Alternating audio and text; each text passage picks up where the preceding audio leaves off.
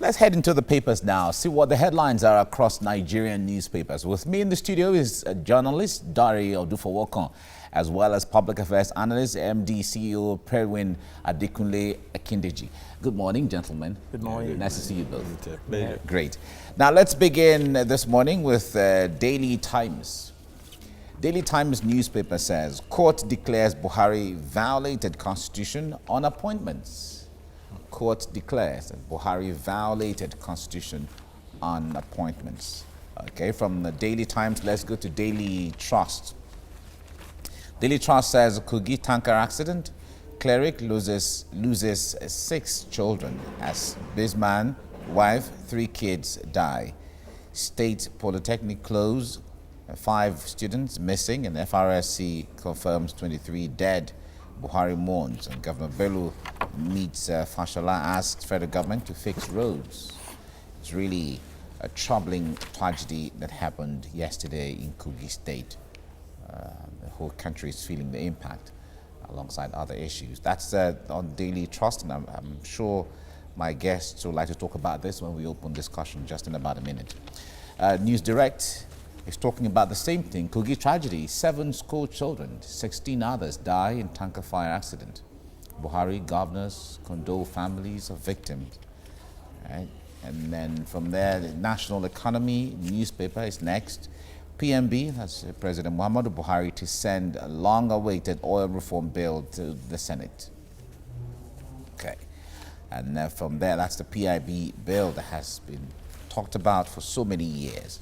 From there, let's go to the Leadership newspaper. Leadership says, at UN General Assembly, PMB engages world leaders on safe COVID-19 vaccines and decries violent extremism, proliferation of small arms and light weapons in Africa, seeks $50 billion to recharge Lake Chad, and President to attend Guinea-Bissau National Day celebration. Okay, that's the Leadership newspaper. From there, let's go to the Blueprint.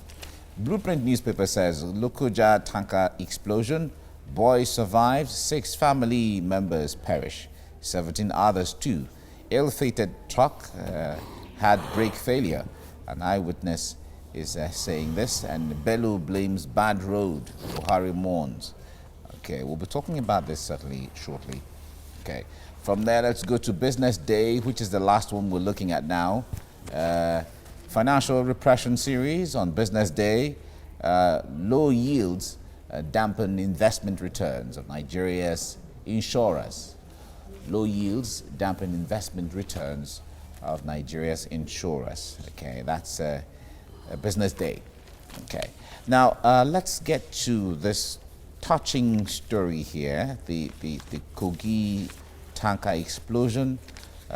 It's there on several of the papers today. Daily Times has it, Daily Trust has it, News Direct has it, you know, and so on. So let's look at it from, we'll look at this from various perspectives. Dari, let me start with you here. This is not the first time issues of tanker, explosion, and then also losing control, brake failure, and stuff, different kind of things. Yeah. Here in Lagos, it's happened so many times, sometimes affecting people, other times there's a lock where no one dies and all of that. But this in Kogi State is really a troubling one. What comes to you when you hear that there was a brake failure on one hand, there's a bad road on the other, so compounding the issue? Yeah. Well, the incident in Lokoja is a very sad one. The Federal Road Safety Commission put the figure at 23 and sat yesterday, still counting. But eyewitness accounts are claiming it could be as much as 40. It could even be more. You see, it's a tragedy, but one that is avoidable. It's a tragedy. And it is more tragic when you begin to think that this is avoidable. What happened? Bad roads, of course, that has almost become part of the insignia of Nigeria. Yeah. Bad roads everywhere. I'm happy the governor took the bull by the horn. He approached the Minister of Works and said, look, you need to fix these roads. That is a national tragedy on its own. The state of our roads is a national tragedy, a tragedy that one is always wondering why it is taking so long for a government to know that fixing road means fixing a lot of things. Yeah. The moment we fix roads, we will have fixed a lot of our problems. That's now talking about the vehicle itself. How on earth? It exploded, meaning it was laden, traveling a very long distance, possibly. Then there was no check before the vehicle left. It's an articulated vehicle. It will not develop fault just exactly like that. There would have been signs. There would be signs. Even cars that we use. It's like somebody will tell you this brand, if it develops brake failure, then the driver should be blamed because it will have given you signs. So obviously, the road user itself now comes to question. How on earth can you ignore something as serious as a bad brake and put a tanker on the road, risking not only the life of the driver and other workers around the tanker, but also other. If you look at the number of people that, how many passengers can possibly be in a tanker? Not up to 5. But now we are talking of 23. So bystanders, people staying in their houses are victims. So these are things we could avoid, and we should stop wasting lives avoidably. Okay, now Adekule, let me come to you on the issue of, when it comes to caution that is being taken.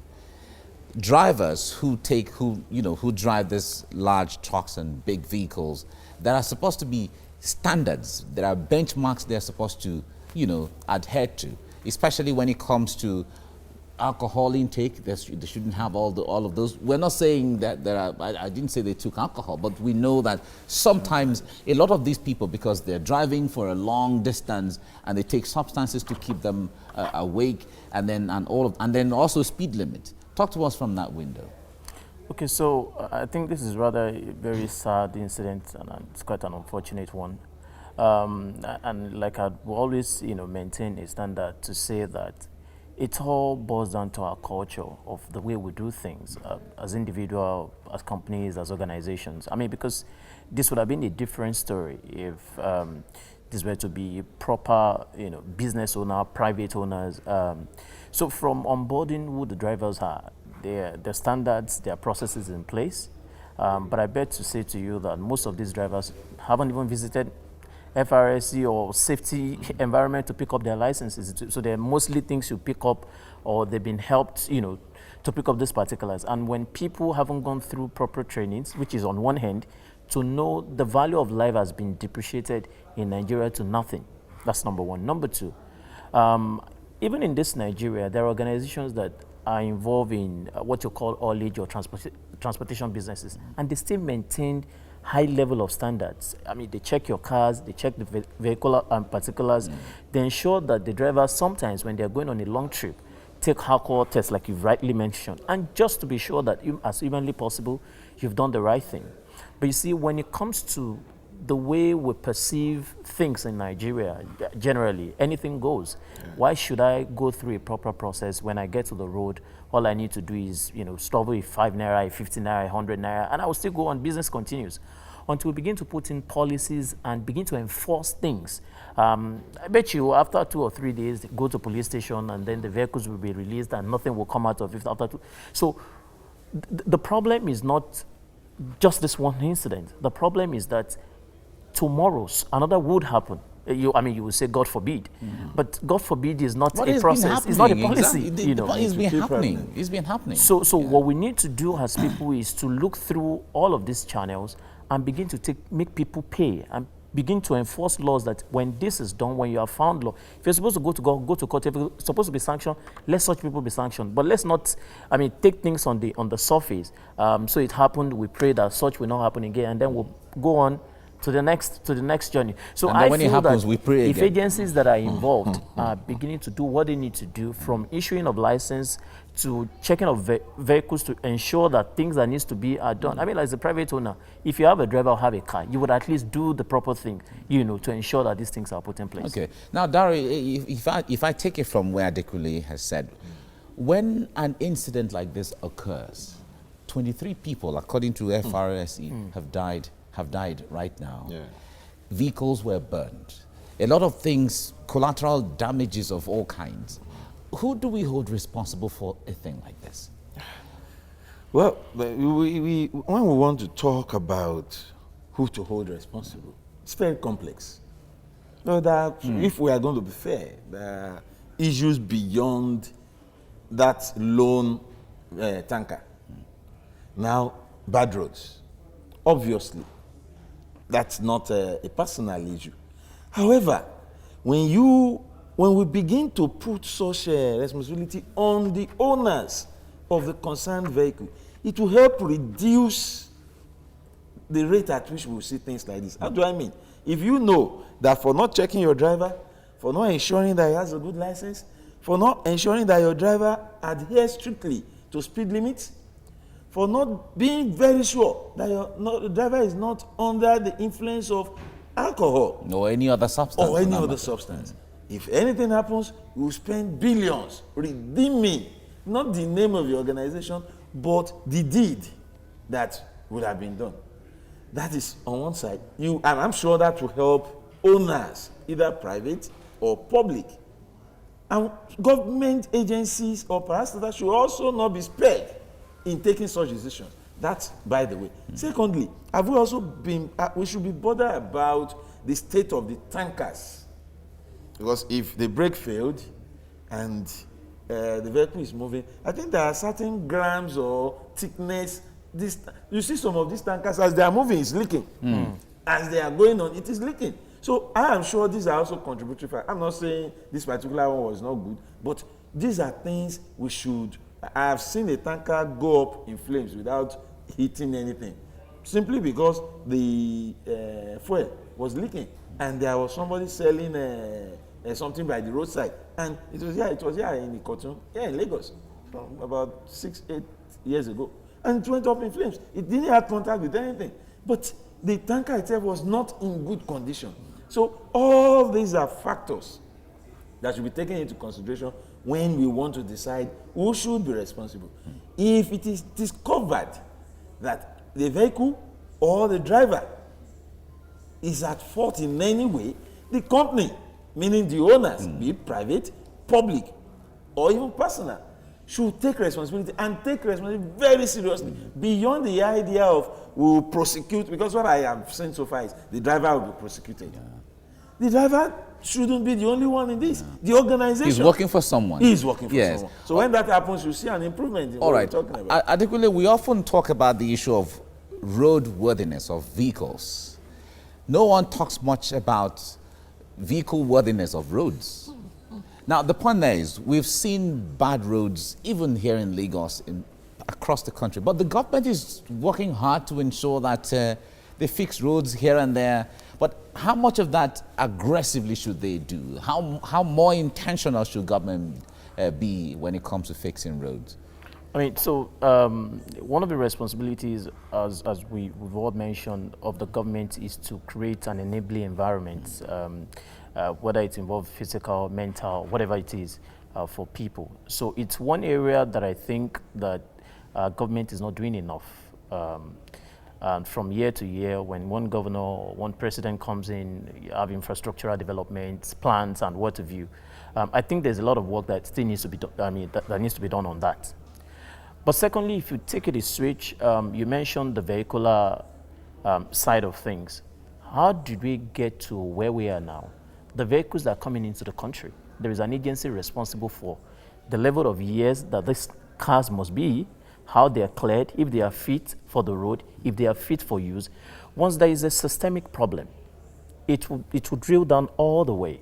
So if the cars that are coming in or the vehicles that are coming in are not in good state, even if you have good roads, it's just a matter of time. If you have the best of cars on the road and the policymakers and people who are supposed to effect adhere, instructions on the road are not doing what they're supposed to do. If I can sit in my house and get a driver's license, if I can sit in my house and get my roadworthiness, even when you haven't cited the cars, we would continue to have things like this. So, but that is changing now. The concept of being in the house and having your driver license, that is changing. It's relative. It's relative. Oh, relative. It's Oh, I relative. see. No. We should give them some credit. Yeah. That Because- is a huge improvement. Yes, yeah. Before, you don't even have to be in your house. You can pick a driver license on anywhere. Wow. So I think that is a Yeah. huge Yeah, improvement. that's but government changing. still needs to, do work more. more. All right. Beyond that, do other things that will help. Okay, we have to leave it here now. All right, let's head straight to the papers now. And I begin with the Daily Times. Court declared Buhari violated constitution on appointments. That story you find on the front page of the Daily Times. All right, we move now to the front page of the Daily Trust. Kogi tanker accident. Cleric loses 6 children as businessman, wife, 3 kids die. State poly closed, 5 students missing. FRSC confirms 23 dead. Buhari mourns. Governor Bello meets Fashola, asks federal government to fix roads. All right, and the front page of the News Direct now still talking about the same story. Kogi tragedy, 7 school children, 16 others die in tanker fire accident. Buhari governors condole family of victims. To the front page of the National Economy now, PMB to send long-awaited oil reform bill to the Senate. All right, we'll be looking at that story shortly. And on the front page of the Leadership newspaper, at UN General Assembly, President Muhammadu Buhari engages world leaders on safe COVID-19 vaccines. The cries violent extremism, proliferation of small arms, light weapons in Africa, seeks $50 billion to recharge Lake Chad. President to attend Guinea-Bissau National Day celebration. All right, to the front page of the Blueprint newspaper, Lokoja tanker explosion. Boy survives, 6 family members perish.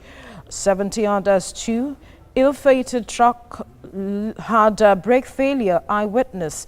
Bello blames bad road, Buhari mourns. And finally, on the front page of the Business Day newspaper, a financial repression series, how yields dampen investment returns of Nigeria's insurers. All right, so let's go to the front page of the National Economy, talking about the petroleum industry bill seems to be seeing the light of the day after 20 years of pushing forward this bill. Despite the back and forth, it seems the bill will be seeing the light. Next week, the president will be formally presenting it to the Senate. And a lot of persons are optimistic that perhaps the reforms that is to be seen in the oil and gas sector might begin to happen. I'll start with you, Adekunle. I wonder what you make of this. After 20 years of this being pushed forward, the president is sending this bill, formally presenting it to the Senate next week. Yeah, I think that this has been necessitated by a lot of things. First, if you look at 20 years ago, what the crude oil power, what it will command to what we currently have now, a lot has changed in that space. Right. When you consider businesses or even economies that are predominantly oil-based economy, they're beginning to diversify into gas and what have you. So from strategic point of view, it makes sense that there's no better time to review Than now. You know. That's on one hand, I mean, holistically. Because, I mean, what we have, the worth of what we have then and what we have now, and the infrastructure and the kind of investment that you would require to get to where we need to be, we cannot continue on this trajectory.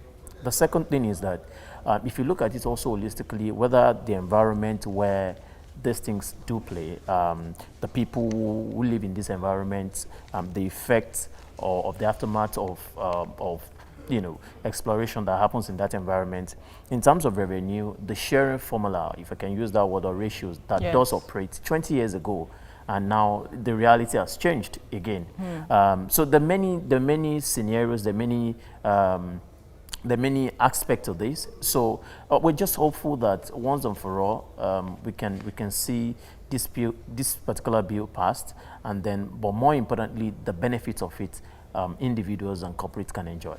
All right, let's get Darius' perspective now. He is talking, Adekunle is talking about the uncertainties, unpredictability, and the challenges perhaps that the pandemic has brought us, that this is no better time than to have this. I wonder if you are on the same side of the wall with him.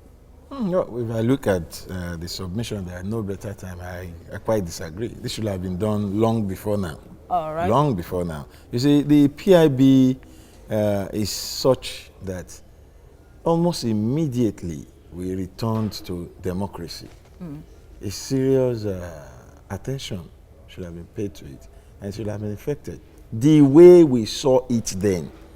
Okay. You see, I want to be cautious in applauding what is to be sent to the National Assembly. All right. Until I even see the what content. was sent? Okay. We've seen various versions, reviews, remodeling, restructuring of the PIB over the years. There have been agitations that this should be there, this shouldn't be there, and those agitations still subsist. So finally, Mr. President is sending the bill to the National Assembly. Of course, immediately it gets to the National Assembly. Democracy demands that we should be privy to the Details, content, yes. details of what is being sent. It's only then that I would say, oh, it is Uhuru or not.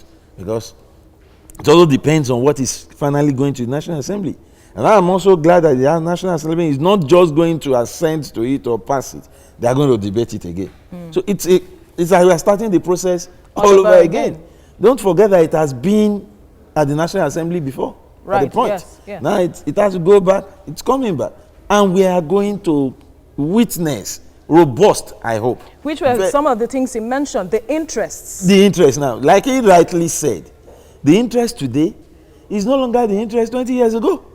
The figures today aren't the figures they used to be 20 years ago. So if somebody is now talking about what was proposed to be allocated to host communities 20 years ago, if those figures are still what is in the bill, then we aren't serious, because the permutations are not the same.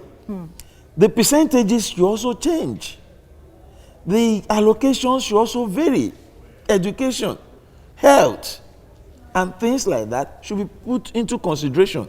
The relationship between the host community and the oil companies or multinationals now should also improve over and above what the projections were before, because it is only, don't forget that the level of agitations for better lives now are far more than what it used to be. There are more enlightened persons in those riverine areas. There are more concerned Nigerians, even outside those areas, who are interested in what goes on there. There are issues of cleaning up the environment. That we have been on for a long time. The issue of regular cleanup. Yes. When we were talking 20 years ago, cleanup was even in the back burners. Now it's in front burner. It should be considered. It's not that we wait for 20 years, a government will come and say, okay, we are ready to clean up so land. No. It should be part and parcel of the responsibilities of government or the multinationals and the two of them to the host communities. Never again through this bill should we allow anybody feel neglected while natural resources are being taken away from. And then it should be an extension from PIB. We should look at other things we get from other areas of the country and make provisions to take care of the host in such a way that we will prevent violent agitations, which are always the final result when we fail to listen to them and make a peaceful resolutions possible. Yes. So I think, while I would want to say it's a good thing, I also want to wait and see the content. There's also the issue of the removal of subsidy, which has always been a challenge, which is now why the NLC, yes, is also talking about agitating and all of that. And the government is going to meet with them today to see how they can resolve things as much as possible. But there are concerns of transparency and accountability with regards to this. And I wonder how you see that playing out at the end of the day, Adekunle. So, I mean, there are many scenarios and many scripts out there. So when you want to hold government accountable for anything, unfortunately, it looks like the only way we know how to speak the language you understand in this part of the world is to, I mean, go on strike, as the case may be. Has that ever gotten the result? Oh, well, it's an exercise and a ritual that we do every now and then so that the institute or the agency or parastatal or organization involved could be seen to be working. I think that every time we do that and we shut down, we lose a lot of things. Absolutely. People, lives, resources. I mean, what you can quantify and the ones that you cannot quantify. I don't think there will be much, to be honest, that we will gain out of this. The attention is not on that end. I think that once and for all, that we should sit down and look at the subsidy modeling. If it's something that will stay, to what tune should government be responsible? If for once and for all we want to remove it, give a justification why it should be removed. I'm not an expert in that terrain, but I do know that from things we've seen and from what we've read, allow the law of demand and supply to play. That is what they are saying. So what will happen essentially is people who do not have the technical know-how, who do not have the liquid, who do not have the relationship and expertise to play in those space will leave. But as long as there are interest and there are bags that needs to pass through under the table, subsidy is enough a place that you can sit and make enhancement. If you understand what I mean. But it seems you have a different point of view with regards to this issue. Slightly in the sense that yes, the law of demand and supply. We all understand a little of that from what we have learned. However, there are other sectors that are, looking at those sectors, Nigerians are scared that nothing may change. I would cite an example in the electricity sector. It was privatized. The idea was, let's privatize this so that, service will improve. I don't think there is somebody who will agree that service has improved in power supply. The private sector came, this electric, that electric, no longer national, yet nothing has changed. But the argument has been that government has no business in doing business. Government has no business in doing business if government will hands off totally and allow we, the users, to have that. So are you saying it is government's intervention that is not allowing that section function, that sector function perfectly? Yes. No, that's no. Let me make my point. I'll say yes. In the sense that what is not making the power sector function publicly, I am linking it together because each time there is an issue, we go back to government and monies are being budgeted, and we all hear it. If government is no longer involved, why are we still reading about power sector? Government wants to do this. If these private investors realize that all these are on them, and if they don't perform, the people won't pay. If they don't perform, the people won't patronize them. Then there will be alternatives. If we have other companies or whatever, the many companies like that was one suggested in Lagos that government shuts down. Allow competition. Government is still not, in spite of the privatization, government is still not allowing competition in the power sector. How then are you telling me government is not intervening? If there is no competition, there will be no improvement. And that's what we have seen. Quickly. So if you quickly look at the structural framework for the power generation, the problem has never been the generation. The problem has always been distribution. Okay? So the quantum of what you generate, it's not a problem in question. How you distribute this is a problem.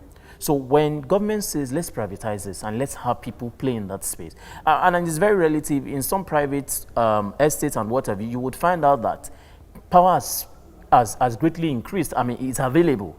The price is now and premium. That's because they have an arrangement. So that's what I'm saying. So what it means is that the private arrangement will work if the distribution of this power, because if I have to get the power from where it is and distribute into a certain environment where infrastructures are not there, in that case, yes, you may blame the government. But You see, the problem is not just around the government. The problem is about how many people are playing in that space. What should government do to allow and open it up for more people to be able to play in that space? That is what you just said, competition. That's just what I'm saying. Competition. If we allow competition, if this electric, I don't want to mention it, realize that there is this private company there that has nothing to do with government, that could also, generation, fine, we are doing well. But if it is to now distribute, if it's the problem, open it up like the telecommunication company and let more people distribute, and things will improve. But government is still putting a lead on that, and that's why we are here. All right, let's look forward to what happens next week and understand the details of the petroleum industry bill, and then we can move forward from there. Dario Dufawo, Adekunle Akineji, thank you for your time on the newspaper review.